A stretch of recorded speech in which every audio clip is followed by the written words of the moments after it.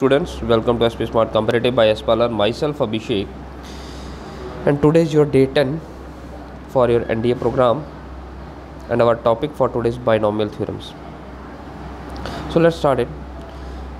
Binomial theorem का basic expansion आप लोग जानते हैं, which is a plus b raised to power n, which is nc0 a raised to power n, nc1 a raised to power n minus 1 b plus nc2 and a raised to power n minus 1 b square plus nc3 a raised to power n minus 3 b cube up to so on ncn b raised to power n. This is your general expansion. ये आप लोग इससे अच्छी तरह से familiar हैं.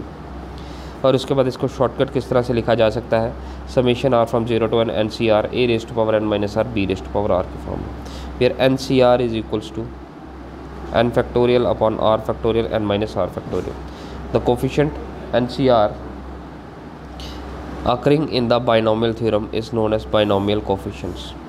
तो जो NCR है हर एक टर्म में जो प्रेजेंट है इसको हम कहते हैं बच्चे बाइनोमियल कोफिशिएंट. क्या कहते हैं बेटा? Binomial coefficient. ठीक है, general term in the binomial expansion. ठीक है, तो हमारे पास क्या है बच्चे, एक कंडीशन आपको याद रखना है कि नंबर ऑफ़ टर्म्स कितने बनते हैं. अगर पावर n है बच्चे, अगर पावर किसी भी बाइनोमियल एक्सपेंशन की एक्सपोनेंशियल पावर n है, तो आप देखेंगे 1 से लेके n तक n टर्म्स हो गए. एक टर्म nc0 भी है, तो जब भी एक्सपेंशन हो रहा है तो जो भी एक्सपोनेंशियल पावर होगी उससे एक टर्म ज़्यादा बनेगा. That means n+1 terms generate होंगे. दैट मीन्स अगर a + b की पावर 6 है तो नंबर ऑफ टर्म्स जनरेट होंगे बच्चे 7. ठीक है, तो दैट मीन्स अगर आप NCR जैसे यहाँ पे देखें हम लोग, तो this is your first term, this is your second term. तो सेकंड टर्म किसके इक्वल है बच्चे? सेकंड टर्म किसके इक्वल है? NC1 a raise to power n minus 1 b1 के इक्वल. तो दैट मीन्स आप लोगों के पास ये t1+1 लिखा जा सकता है. दैट मीन्स TR+1 किसके इक्वल होगा? NCR a raise to power n minus r बी रेज़ टू पावर r. ठीक है, तो अगर NCR है तो नंबर ऑफ टर्म कौन सी होंगी? 1+ में होंगी. ठीक है, जैसे NC1 है तो सेकंड टर्म है, NC2 है तो टर्म थर्ड है. तो टर्म थर्ड किसके इक्वल होगी बच्चे? T2+1. R कितना है बच्चे? 2. NC2 a raise to power n minus 2 b2. ठीक है, नेक्स्ट आगे बच्चे properties of binomial expansion. There are n+1 terms in the expansion of a + b raise to power n and the sum of powers of a and b of each term in the expansion is n. अब ये जो हर term है इसमें सम of powers देखेंगे आप लोग, तो यहाँ है बच्चे n-1 और इसकी पावर 1 है, प्लस करेंगे तो आपके पास रिज़ल्ट n ही आएगा. नेक्स्ट है n-2. a और b की पावर्स का सम करेंगे, यहाँ पे 2 है, दोनों का सम करेंगे तो n ही आएगा. तो हर एक टर्म का जब आप सम करेंगे a और b की पावर्स का सम करेंगे तो resultant is n. The first term and the last term being an and bn respectively. तो आपके पास फर्स्ट टर्म होगी, क्योंकि nc0 किसके इक्वल होता है बच्चे? 1 के, तो first term a raise to power n ही रहेगी. और सिमिलरली ncn किसके इक्वल होता है बच्चे? 1 के, ये भी 1 के इक्वल है, तो लास्ट टर्म आपके पास b raise to power n ही रहेगी हमेशा. ठीक है, the binomial coefficient in the binomial expansion equidistant from the beginning and the end are equal. तो आपके पास बाइनोमियल कोफिशिएंट जो है वो स्टार्टिंग और एंड में सेम होते हैं. जैसे NC0 एंड NCN का कोफिशिएंट सेम है, NC1 और n-1 का कोफिशिएंट सेम होगा, NC2 एंड NCn-2 का कोफिशिएंट सेम होंगे बच्चे. ठीक है, नेक्स्ट आ गया बच्चे ग्रेटेस्ट बाइनोमियल कोफिशिएंट. तो जब आप बाइनोमियल एक्सपेंशन कर रहे हैं तो सबसे बड़ा कोफिशिएंट क्या होगा? जैसे आपके पास मैं बनाऊँ a + b raise to power 3, तो ये हो जाएगा 3c1 0, 3c1, 3c2 and 3c3. ठीक है, तो आपके पास ये जो कोफिशिएंट है सबसे हाईएस्ट वैल्यू कौन ले रहा है? तो इसमें 2 कंडीशन है. अगर n इवन है बच्चे, n अगर इवन है, जैसे मैं a + b की पावर 2 करता हूँ तो ये क्या बनेगा? 2c0, 2c1, 2c2. ठीक है, तो सबसे बड़ा कोफिशिएंट क्या होगा? अगर n इवन है बच्चे तो कोफिशिएंट किस टर्म का होगा? N C n upon two, मतलब 2 है तो ये 2c, n क्या है 2, 2 अपॉन 2 कितना आ जाएगा 1, तो 2c1 का कोफिशिएंट सबसे ज़्यादा होगा। जैसे 2c0 1 हो जाएगा, 2c2 भी 1 हो जाएगा, तो 2c2 2 आ जाएगा, तो सबसे बड़ा कोफिशिएंट बच्चे 2 है। ठीक है, तो आपको अगर शॉर्टकट में फाइंड आउट करना है सबसे बड़ा कोफिशिएंट क्या है बच्चे, तो आप कर सकते हैं n C n upon 2 even के केस में। और अगर ऑड है बच्चे तो यहाँ पे 2 टर्म्स एक साथ आती हैं, एक आती है n C n minus 1 upon 2 और दूसरी आती है n C n plus 1 upon 2। N कितना है बच्चे 3, तो 3 माइनस 1 कितना हो जाएगा 2, 2 अपॉन 2 1, तो 3c1 हो गया एक, और n C 3c n plus 1, 3 plus 1 4, 4 divided by 2 2। तो ये आपके पास 2 टर्म्स होंगी, क्योंकि 2 मिडिल टर्म्स होती हैं ऑड में, तो 2 मिडिल टर्म्स जो है वो आपके पास मैक्सिमम वैल्यू लेंगी। पास्कल ट्राइंगल है बच्चे ये, इसके बाद आपके पास, इससे आप लोग बड़े अच्छे से फेमिलियर हैं बेटा। ठीक है, नेक्स्ट है particular terms from the end. ठीक है, कंडीशन है बच्चे कि आपके पास particular term from the end, pth term from the end in the expansion of a plus b raised power n। तो pth term from the end, जैसे मैं यहाँ कर रहा हूँ third term from the end, third term from the end क्या है 3c2, तो third term from the end, pth term कितनी है बच्चे, थर्ड टर्म आपको फाइंड आउट करनी है फ्रॉम द एंड। तो इसका फार्मूला क्या है n माइनस p प्लस 2। तो यहाँ पे n कितना है बच्चे, नंबर ऑफ टर्म्स कितनी है, ठीक है बेटा। तो ये किसके इक्वल है, pth term from the and, अगर pth term from the and है किसके इक्वल है बच्चे, n minus p plus 2 term from the beginning.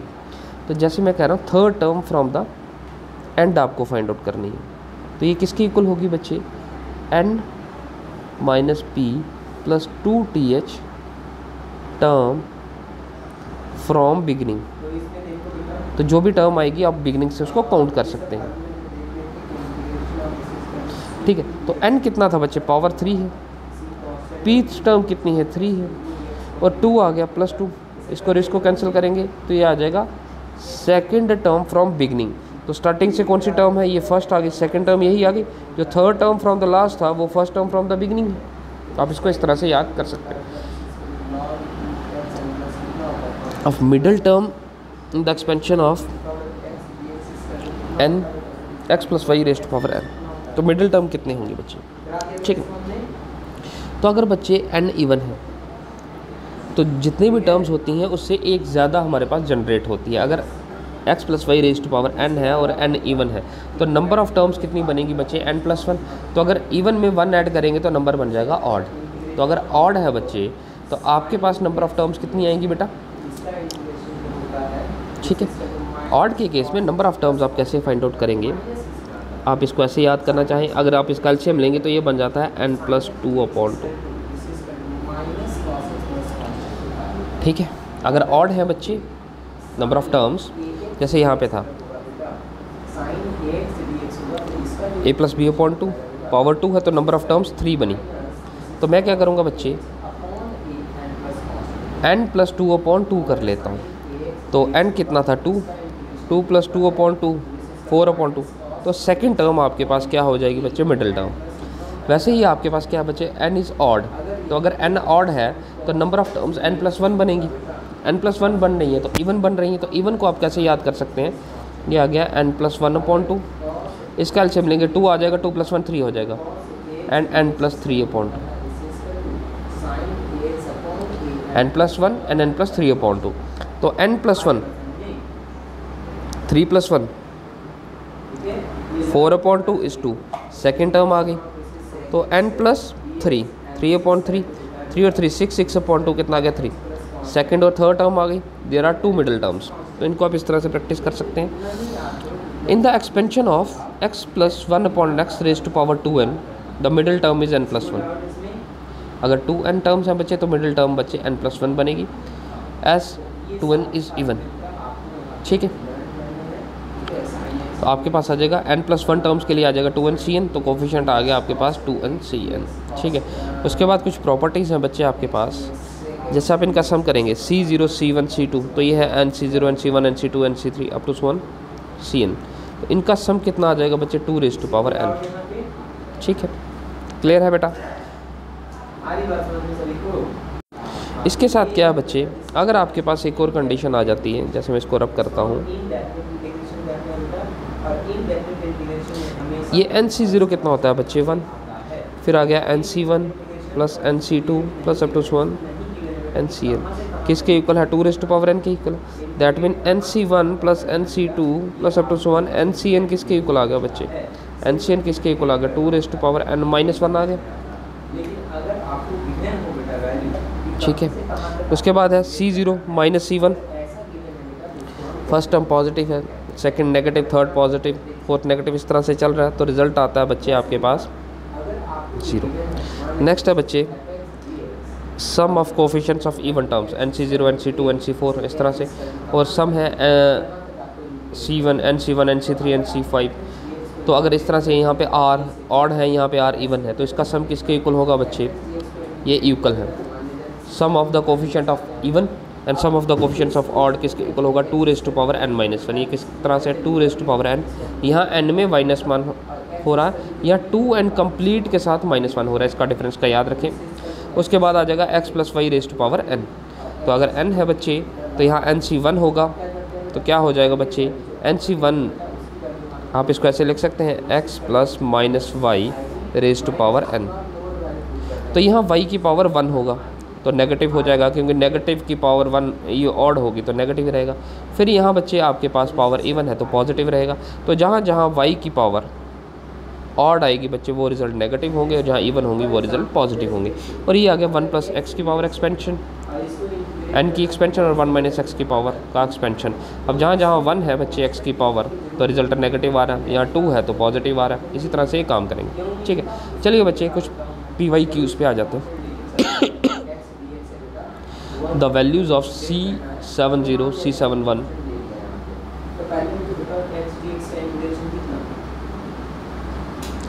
C71 ये इस तरह से है बच्चे 7C0 + 7C1 plus 7C1 plus 7C2 plus 7C3 plus 7C4 up to 7C4 plus 7C5 plus 7C5 plus 7C6 and 7C6 plus 7C7। ठीक है, तो ये किसके इक्वल है? तो हमारे पास एक फार्मूला है NCR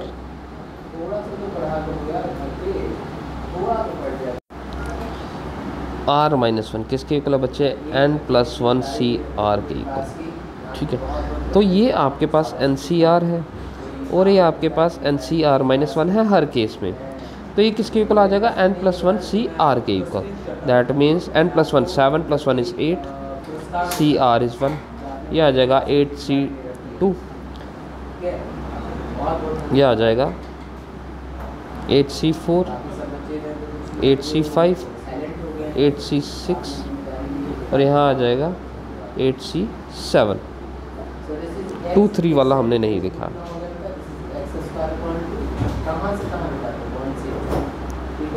एक हमें मिस हो गया 7C1 7C2 7C2 plus 7C3 नहीं लिखे, 7C3 प्लस 7C4 हो गया। ठीक है, तो यहाँ 8C2 और ये आ गया 8C3। अब इनको अगर हम फिर कंपैरिजन करते हैं तो ये कितना बन जाएगा 9C2, इनको कंपैरिजन करेंगे तो 9C4 और ये बन जाएगा 9C6। तो ये अब आप इवन आ रहे तो इसको हम थोड़ा सा स्किप करते हैं। ठीक है, अब इसमें हम एक चीज़ देखें तो 8C1 8C7 तक है। ठीक है, तो आपके पास हमने अभी किया NCR NC, हमने यहाँ पे कंडीशन किया कि NC0 से NCn तक कंडीशन होना चाहिए, ऐसा ही है। तो हम यहाँ पे क्या करते हैं, एक NCn ऐड करते हैं और एक NCn सब्ट्रैक्ट कर लेते हैं। NC1 से लेके NCn तक आ गया, ये मैंने आपको इसका एक्सपेंशन बताया। तो ये किसके इक्वल हो जाता है 2n-1। ये हो गया बच्चे 2 raise to power n। n कितना है 8 माइनस 1। ठीक है, अब 8c8 किसके इक्वल होता है बच्चे, 8c8 भी किसके इक्वल होता है बच्चे, -1 के इक्वल। ये माइनस आ जाएगा और 8c8 NCN भी 1 होगा। 2 रेज टू पावर 8 कितना हो जाएगा बच्चे, हमारे पास 2 raise to power 8, 2 raise to power 8, 2 raise to power 256, 2 raise to power आ जाएगा 256 माइनस 2, तो ये आ जाएगा 254 बेटा। तो आंसर ए आपके पास आ गया। ठीक है, एप्लीकेबल समझ आ गया कि n कितना था बच्चे, n था आपके पास यहाँ पर इस केस में 8, तो हमने 2 रेज टू पावर n कर दिया, 2 रेज टू पावर 8 हो गया, और ये -1 आ गया, ये फार्मूला आ गया, ये NCN हो गया। NCN किसके इक्वल होता है बच्चे 1 के, तो 1 आ गया, 1 माइनस 1 और माइनस 2 हो गया, 256 माइनस 2 हो गया 254। नेक्स्ट आ गया बच्चे the number of terms in the expansion after simplification. ठीक है, तो नंबर ऑफ टर्म्स कितने होंगे बच्चे, चलिए बच्चे इस क्वेश्चन के लिए मैंने एक एग्जांपल लिया है, जैसे x plus a raise to power 100 है and x minus a raise to power 100, इसका सम करना है। The number of terms in the expansion after simplification is, simplification के बाद नंबर ऑफ टर्म्स कितने बनते हैं। तो यहाँ पावर इवन है बच्चे, मैंने भी इवन लिया है, x plus a raise to power 4 and x minus a raise to power 4। ठीक है, x plus a raise to power 4 किया तो हमारे पास नंबर ऑफ टर्म्स ये आ गए, x माइनस ए किया तो जहाँ पावर ऑड है बच्चे वहाँ नेगेटिव साइन आ गई। तो अब जब हम इनको ऐड करेंगे बच्चे, एडिशन से क्या होगा, पॉजिटिव नेगेटिव वाली टर्म्स कैंसिल हो जाएंगे, ये टर्म्स कैंसिल हो गए। तो नंबर ऑफ टर्म्स कितने बनेंगे बच्चे, नंबर ऑफ टर्म्स कितने आ गए, 4c0, 2 raise to power 4c2, 4c4 वाली कंडीशन ये भी 2 बार है, ये भी 2 बार है। तो नंबर ऑफ टर्म्स कितने हो गए बच्चे, 3। ठीक है, दैट मीन्स आपके पास जो ऑड वाली कंडीशन है यहाँ पर भी वो कैंसिल हो जाएंगे और इवन वाले रह जाएंगे। दैट मीन आपके पास NC0 रहेगा, NC2 रहेगा, NC4 रहेगा और अप टू 1 NC100, 100C100 रहेगा, 100C0, 100C2, 100C4। ठीक है, तो आप यहाँ पे देख लो फर्स्ट टर्म 0 है बच्चे और लास्ट टर्म 100 है, तो nth टर्म है बच्चे 100। आप लोग यहाँ से GP फाइंड आउट कर लीजिए, a plus n minus 1 d। First term कितना है 0, n minus 1 number of terms आपको फाइंड आउट करना है, और कॉमन डिफरेंस कितना है बच्चे, कॉमन डिफरेंस ये 2 है, ये 4 है, कॉमन डिफरेंस 2 आ गया, तो 2 से करोगे तो ये 50 आ जाएगा, n माइनस 1 कितना हो जाएगा 50, that mean n equals to 51। तो नंबर ऑफ टर्म्स यहाँ बची 51। ठीक है, तो total number of terms are 51। ठीक है, नेक्स्ट क्वेश्चन पे आ जाइए। In the expansion of 1 plus x raise to power 50 the sum of the coefficients of odd powers of x, तो जिसमें x की पावर ऑड है, तो आपके पास कंडीशन बनेगा NC0 plus NC1 x raise to power 1, NC2 plus x raise to power 2, NC3 plus x raise to power 3, ऐसे चलेगा। आपको ऑड पावर्स का चाहिए, तो ऑड पावर में क्या आ जाएगा, NC1, NC2, NC3 sorry, NC5। तो n यहाँ पर कितना है, n इस केस में है बच्चे 50, तो n इस केस में है 50, तो ये आ जाएगा 50C1, 50C3 plus 50C5, 50C40, नहीं ऐसा ही है, ऑड पावर वाली कंडीशन यही आ जाएंगी। तो हमने इसका शॉर्टकट किया था कि बच्चे NC0 और NC ये ऑड वाले जो होंगे उसका कंडीशन क्या होगा, 2 raise to power n minus 1, तो यहाँ आ जाएगा 2 raise to power 50 minus 1 which is 2 raise to power 49। Answer B is your correct answer. ठीक है, क्योंकि आपके पास फार्मूला है NC1 plus NC3 up to 1, तो जो भी कंडीशन है इसका सम क्या आ जाएगा, 2 raise to power n minus 1। यही फार्मूला हमने यहाँ पे अप्लाई कर दिया, एक स्टेप में काम हो गया। नेक्स्ट देखिए, if n belongs to set of natural numbers and 121 raise to power n minus 25 raise to power n plus 1900 raise to power n is minus 4 raise to power n is divisible by which one of the following. Is divisible by which one of the following, ये चीज़ें किससे divisible हो सकते हैं, ये जो पूरी condition है ये किससे डिविजिबल हो सकते हैं जो गिवन ऑप्शन हैं आपके पास। तो आप यहाँ पे कंडीशन को ध्यान से देखो, दिस इज़ 1900 में समथिंग ऐड हो रहा है, तो दिस इज़ समथिंग 2000 समथिंग, उसमें से सिर्फ ये भी पॉजिटिव हो जाएगा, ये भी ऐड हो जाएगा, तो 2000 समथिंग हो गया, -25 सिर्फ माइनस होगा अभी तक। तो हमारे पास कंडीशन क्या है बच्चे, तो ये 2000 के आसपास के नंबर हैं, तो अगर हम n को 1 कंसीडर करते हैं तो 121 हो जाएगा, -25 रेज़ टू पावर 1, ये आ जाएगा 1900, और इसकी पावर 1 होगा तो -4। ठीक है, ये कितना आ जाएगा बच्चे, 4 + 121, 121 + 4 125, 125 में से 25 माइनस करेंगे तो 100 रह जाएगा, तो 1900 + 100 कितना हो जाएगा बच्चे, 2000। तो 2000 is divisible by 2000, easy to find.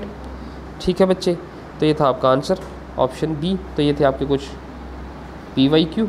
बाकी हम लोग चलते हैं बच्चे, आज के लिए इतना ही रखते हैं। इसके बाद आपका असाइनमेंट वीडियो भी आ जाएगा, उसको भी देखिए, कोई डाउट है तो बताइए, but you have to practice बच्चा। और इसके बाद आपके डिविजिबिलिटी टेस्ट जो है उसका भी वीडियो आ रहा है और उसका PDF भी आ रहा है। ठीक है बच्चे, तो कंटिन्यू कीजिए। Thank you for the class.